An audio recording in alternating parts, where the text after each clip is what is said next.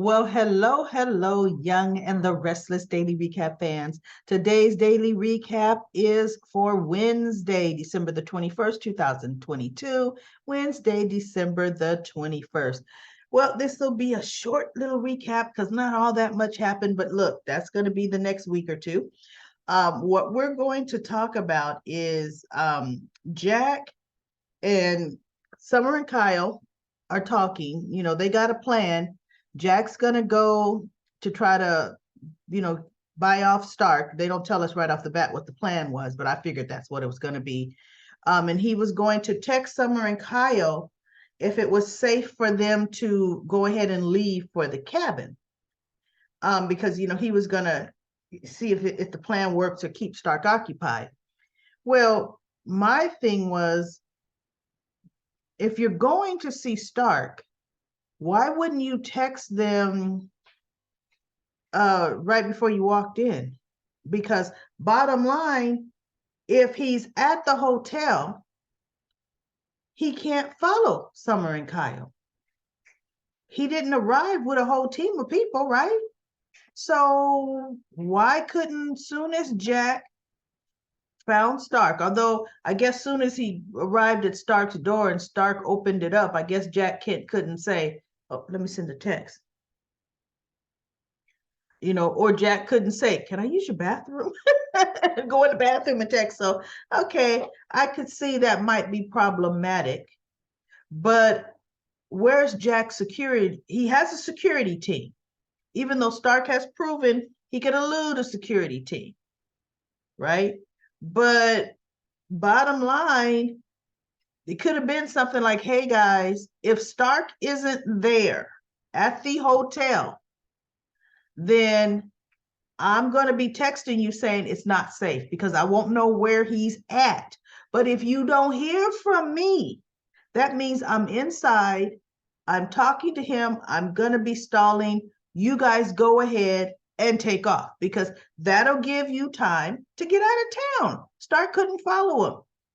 But, Summer and Kyle are waiting there and they're talking, right? They decide to give each other's gifts and just spend pretty much the afternoon at home. And I'm like, well, heck, you guys could have been at the cabin. In soap opera land, you walk out the door, next thing you pulling in the driveway of the cabin. But no, they're waiting for Jack, waiting. Jack's inside having the conversation with Stark. And you know what? Young and the Restless Daily Recap fans, some of you were right. We did not know the amount. It was a measly $200,000. That's all? Then okay, the statement where Diane said, I bought myself a place and I funded my new life. In California, you hard pressed to find a place for $200,000. Okay, this was 9 years ago. I don't know. Possibly meager condo she could have bought, but it really would have cost her that whole $250,000, right? It wasn't Chemo's house because what's his name? Tucker's the one that found out the information, and Tucker was the one that gave her money to buy Chemo's house. So it wasn't Chemo's house, right? In essence, really Tucker owns that house in reality. But needless to say, whatever. Diane spent the $250,000. So Jack is bringing him $500,000. And this man is talking about, that's not enough for my 6 years in jail. That only means he did the math on how much he would have made a month. And I would be like, look, I'm not here to fund your criminal career. You came to get your money from Diane, which was $250,000. See, really what Jeremy was coming for was to get Diane to be his mule watch. See, that's what he means. That's really what he wanted. You gonna start working for me again. Well, he couldn't use the leverage or I'm gonna bust you out because I know who you are. I'm gonna tell the people you were hiding from that you're alive. They know she's alive. So needless to say, that $500,000, That was double what he ever would have gotten from Diane, and Jack should have left it at that. Period. Because you telling me what your net worth was, what bottom line, you went to jail. Diane didn't turn you in. So you were going to jail anyway. That was going to stop your income earning potential. And I'm doubling the money she owes you. So then Jack goes, fine. Then, because he goes, no, that's not enough. Name your price. And I thought, oh, no. Diane Jenkins is not worth name your price. So the guy decides on $1 million. He wants $1 million, but the caveat is he must have one last conversation with Diane. One last conversation. So within that one last conversation, how many of you bet there's a big secret that's going to come out? It's been, we've had comments that I bet you she's married to him, or there's something else that was done that he's holding that secret, going to hold that secret over Diane's head. While we were in one of those countries, did you accidentally kill somebody? Or, something. There's some reason he needs to speak to Diane one last time. And that's what we're going to find out, her next big secret. Okay? And good. I hope it's a doozy. I hope that secret blows the lid off of all other secrets. Okay. Maybe they have a kid. She left that kid just like she left Cal. You might want to know where his child is. I don't know. I'm making that up. Could be. Diane is old, but you know what? Soap operas, they don't care. They'll let you get pregnant in your 40s and 50s in a heartbeat. You just old parents, right? So, realistically, watch. Ashley could pop up pregnant by Tucker. Stranger Things, right? Soap opera land. So anyway, Jack goes, I might be able to find her. And I thought, oh my goodness. You came in the door, said, I don't know where she's at. She's gone for good. My family is just, in disarray. And then at the end, you say one conversation, one. Okay, I might know where she's at. Whoa. Jack is stupid. And Jack walked out of the house with Kyle and Summer saying, it's been my experience with dealing with this type. You got to have a show of strength. I know how to handle start. And I got to thinking, and I need you recap fans to think back with me, when has Jack ever truly worked or had dealings with a criminal? When? I couldn't think of one. The only thing I could think about is that brief period when Victor had that imposter Jack, and Jack had really broken free and gotten back home. But then he didn't truly deal with imposter Jack. I forget how they got rid of that imposter Jack. But, Jack has never, the biggest criminal Jack has dealt with, as far as my recollection goes, is Victor Newman. That's about the biggest criminal. And guess what? Victor Newman pretty much bested Jack Abbott every time. So yeah, Jack has experience dealing with Victor Newman. So now we have Audra. Audra comes into the coffee house and Sharon is there. Sharon knew who she was right away. And she goes, let me introduce myself. I'm Audra Childs. She puts on the Audra Childs demeanor. And Sharon's like, I know who you are.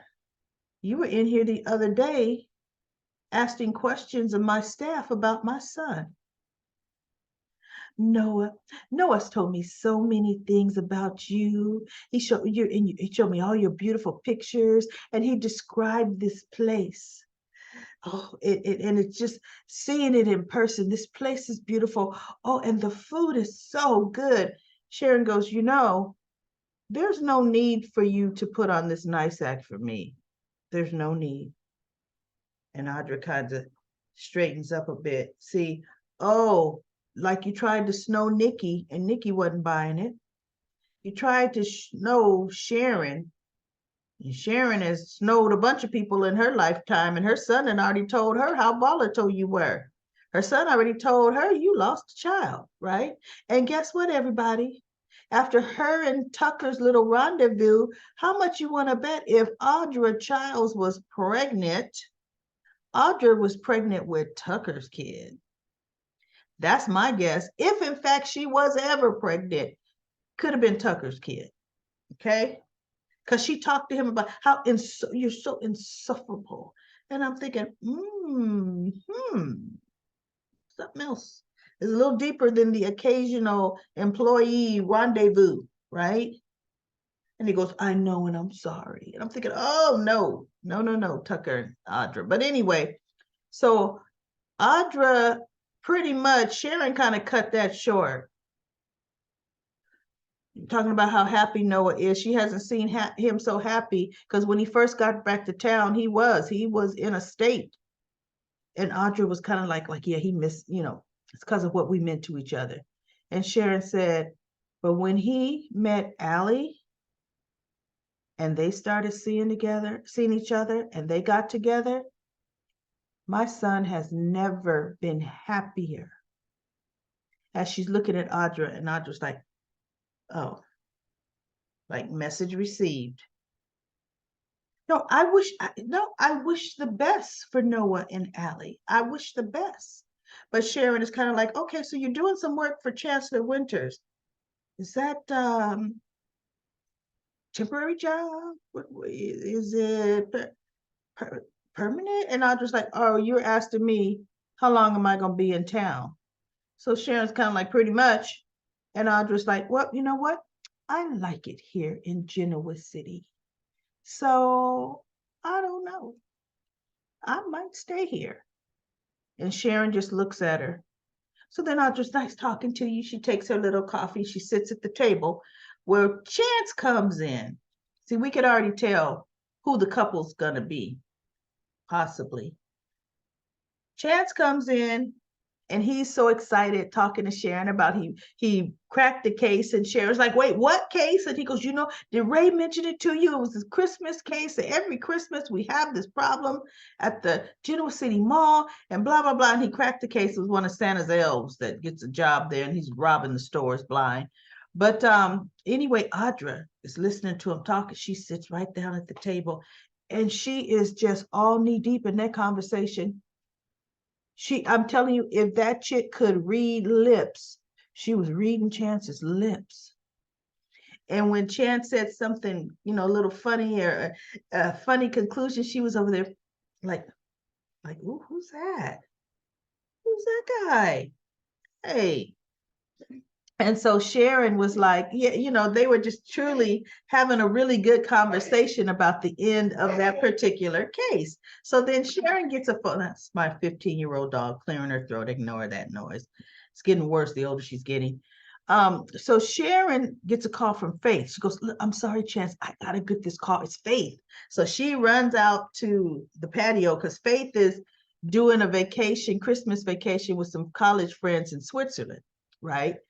So Chance goes and picks up a drink off the counter, and it's some kind of gingerbread drink. And he was like, ooh, goodness, what the heck is this? And so he's getting ready to walk back to the same spot that he was talking to Sharon. And Audra says, ooh, that's interesting drink, isn't it? Right. Oh my goodness. You can't beat this stuff in real life. She decides she had to clear her throat again. So anyway, he goes, woo, yeah, it wasn't horrible, but he didn't know if he really liked it. And so she goes, I can't help but hear your story, your Christmas story about the case you cracked. And she kind of not beckons, but the way she's luring him into conversation, he just headed to the table where she was and sat down. And so she's like, yeah, it must be interesting do you like watching the true crime cases on TV? He goes, no. He goes, it's my job to solve crime cases. I don't want to come home and watch that for entertainment. And so she goes, oh, you know what? You're probably right.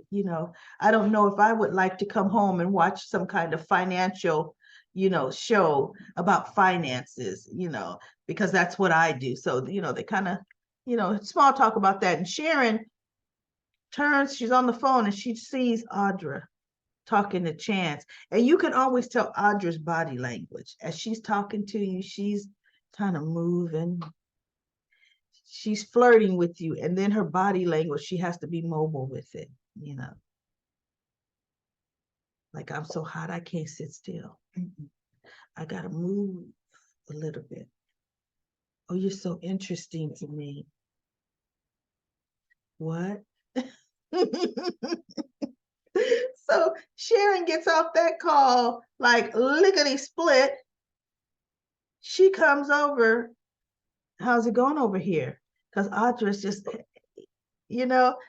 and like you can see even in this picture, the look on Sharon's face is like, oh, heck no, you ain't. Chance is vulnerable. He's going through an emotional time. This is what Sharon's thinking. He's going through an emotional time. You are a just tornado wreaking havoc, according to what my son said. Chance don't need this, especially since Chance has been coming in to talk to me, right? And she's just looking at him. And Audra's like, no, I'm fine. And Chance is like, no, I don't need anything else. And so Sharon goes, well, okay. And she walks away, and Chance kind of glances at her, and he tells Audra, oh, excuse me.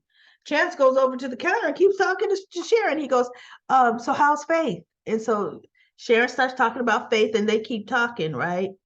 I don't necessarily know that the camera went back to Audra.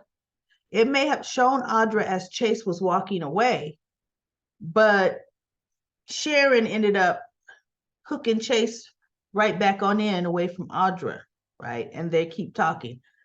Audra's gonna make sure she runs into Chase. Watch, the next time Audra is at the coffee house, Chase is gonna come in.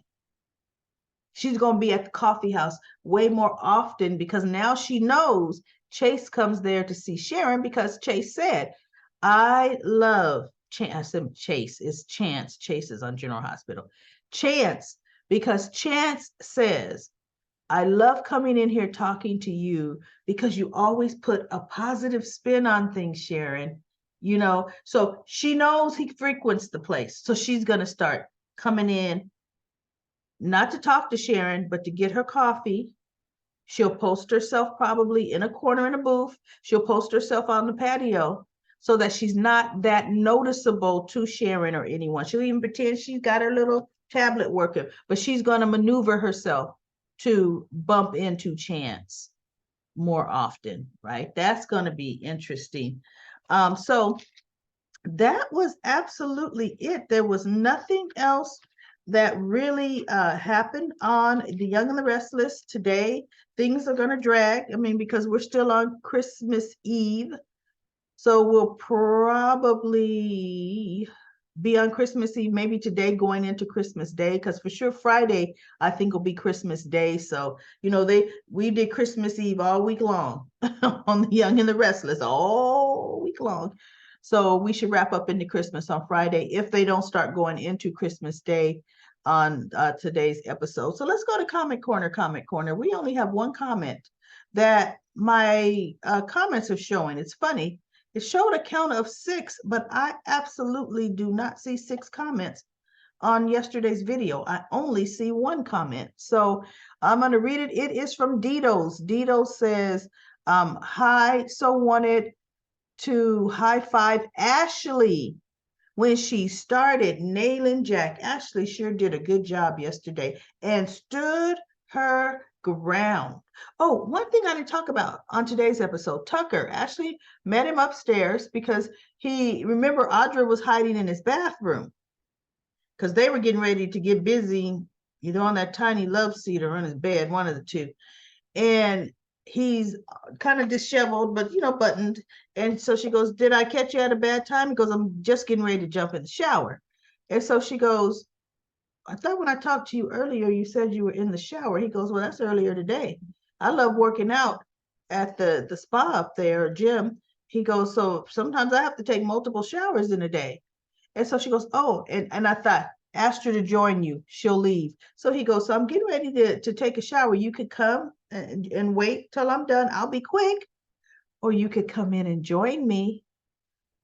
No thanks, Tucker. No thanks. You know, he knew that would back her off. She even kind of backed away from the door frame a little bit. She goes, I'll just leave. And he goes, Ashley, just go upstairs to Noah's Club. I will rush my shower and I will join you. So that she goes, yeah, I think I will leave. I think I will do that.